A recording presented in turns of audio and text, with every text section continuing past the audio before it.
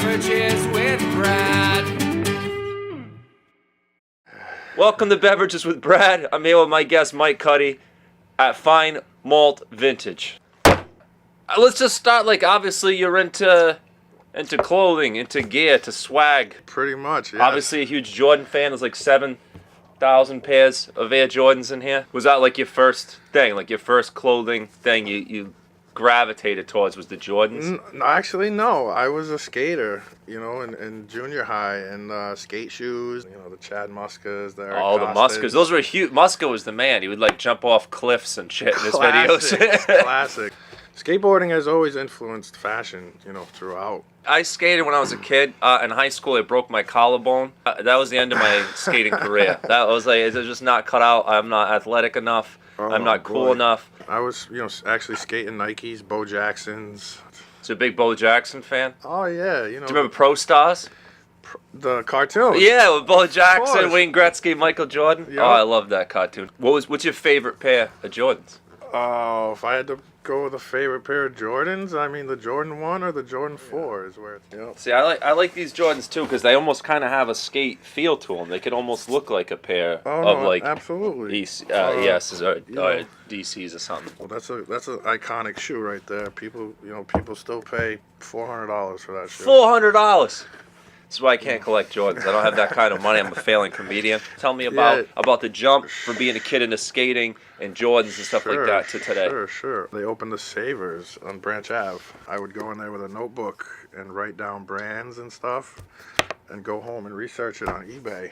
See what was selling, what it was selling for, profit margins, that type of stuff. You're the first person I've ever heard of that like made Savers cool.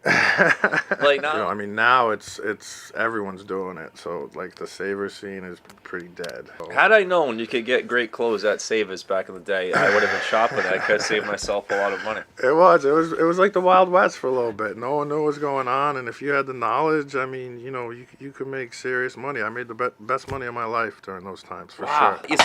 Dude, I'm sorry. I knocked over your fighting stick. Leave it. That's a shillelagh. This is if people get out of hand in this store. This dude gives you a whack. That's a shillelagh. That's one of our logos there.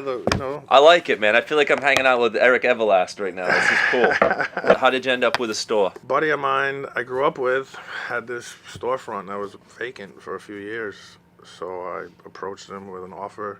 Do you make a lot more money online and the store is just kind of like cool, or is it like even, or? The majority of our high-end stuff goes online. I mean, when I first opened the store, I was still working 2 other jobs, and we were only open 1 day a week, and it was really tough, and a lot of the times you're thinking, is it worth it? Am I doing the right things? You question yourself. Oh man, I can relate to that feeling. But you grind through it, and we were able to make it through that first year, which is tough. Business has picked up to where I quit my other jobs, and we're here every day. And now you're on Beverages with Brad, so this is basically going to be the most popular store in all of Rhode Island, I'm sure. Things are looking up, My mom's going to be in here getting Jordans. My grandmother is going to be rocking. Shout out to Brad's mom. Shout out to my moms too. Ma. I love it. I feel like we're in a court, a House of Pain video, a bar, and a sneaker store all at the same time. There's a lot going on. That's kind of the vibe we were going for. I'm glad it came across well. So Ed was telling me something about some reality show you're supposed to be involved with. Big up Ed Brady. In August, I went to Las Vegas for a trade show called Agenda, and I was invited out there to film an episode of a reality show coming out on Complex Network. It's called Slobby's World. Okay, and, what the hell is that? Basically, my buddy Slobby Robbie, he owns a store like this in Arizona. It's called Generation Cool. Big shout out to those fellas. What a guy! This guy's just shouting out everybody. And, guys in Arizona, New York, my mom, everybody. Just throwing love all over the place, this guy.